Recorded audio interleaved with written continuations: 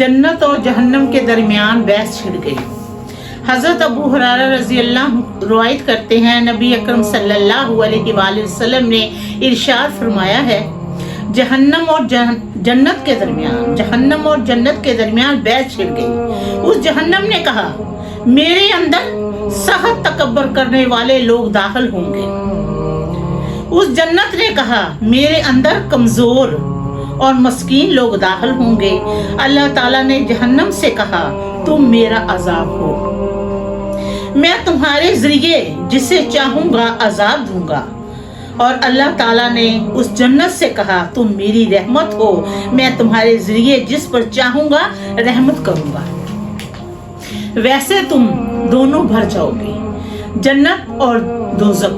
हज़रत अनस बिन मालिक रवायत करते हैं, नबी अकरम सल्लल्लाहु अलैहि वसल्लम ने फरमाया है, जहन्नम में लगातार लोगों को डाला जाता रहेगा और वो यही जहन्नम कहती रहेगी, क्या और भी है, क्या और भी है, यहाँ तक कि अल्लाह ताला अपना कदम उस जहन्नम पर रख देगा तो उसका एक हिस्सा दूसरे हिस्से से मिल जाएगा और वो कहेगी, बस बस तेरी इज्जत और कर्म की कसम, मजीद की जरूरत नहीं है, कि और की जरूरत नहीं है। और जन्नत की जगह में इजाफा होता रहेगा, यहाँ तक कि अल्लाह ताला उसके लिए एक मखलूक पैदा करेगा और उन्हें जन्नत इसके हिस्से में रहना अता करेगा।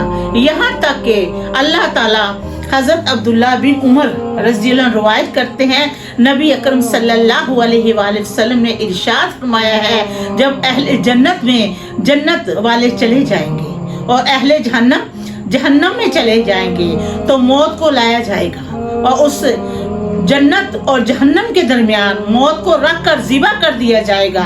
फिर एक ऐलान करने वाला ऐलान करेगा, ए अहले जन्नत, अब मौत नहीं रही, ए अहले जहन्नम, अब मौत नहीं रही। तो अहले जन्नत की खुशी में मजीद इजाफा हो जाएगा कि वो बड़े खुश होंगे जन्नत वाले कि अब तो मौत नहीं रही, और अहले जहन्नम के गम में मजीद इजाफा हो जाएगा। अल्हम्दुलिल्लाह।